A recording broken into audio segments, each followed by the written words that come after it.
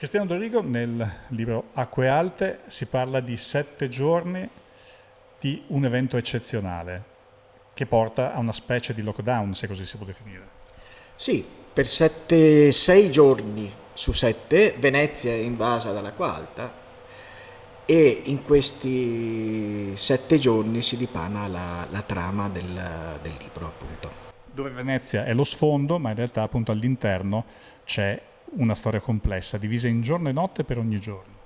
Sì, allora, Venezia è fuori casa. Il libro è scritto all'interno dell'appartamento dove il protagonista vive ehm, e racconta storie che riguardano il suo lavoro di educatore da decenni e racconta storie di ragazze eh, racconta la quotidianità del protagonista e poi alla notte il protagonista fa i conti con i fantasmi dei suoi lutti, delle persone care che non ci sono più e che in qualche modo aveva sempre cercato di eludere, di non affrontare il- lo scossone emotivo che questo gli provoca.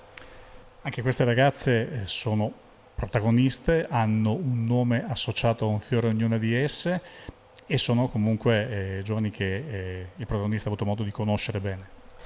Sì, sono giovani che il protagonista ha conosciuto nel corso della sua carriera, che hanno avuto infanzie difficili, che hanno avuto famiglie tali per cui loro si sono dovute allontanare dalla famiglia e che hanno voluto raccontare le loro storie al protagonista, allo scrittore, allo scrivente.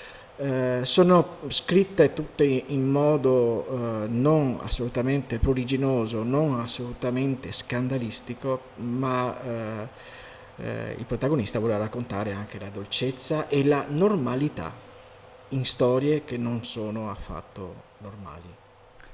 Storie anche legate all'ambiente, visto appunto questo evento eccezionale di questa acqua alta che non scende mai per 7 giorni e vuole anche dire qualcosa su Venezia sostanzialmente, su come si vive.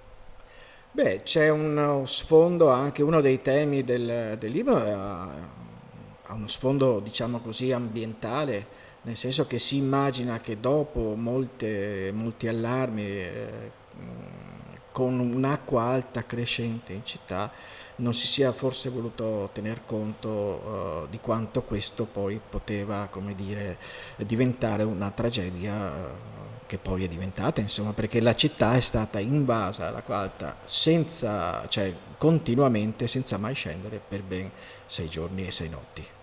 Poi scende la marea e torna la speranza.